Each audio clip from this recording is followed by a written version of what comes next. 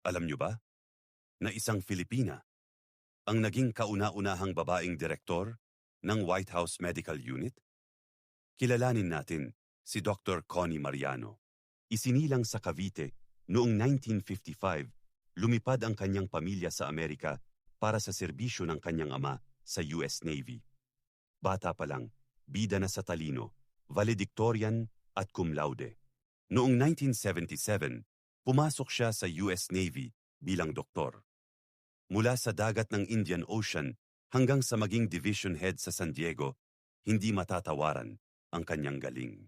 Pero heto ang plot twist. Isang taon na lang bago siya mag-retire, napili siyang maging doktor sa White House. Pinaglingkuran niya si President George H.W. Bush at personal siyang pinili ni Bill Clinton para pamunuan ang buong medical unit.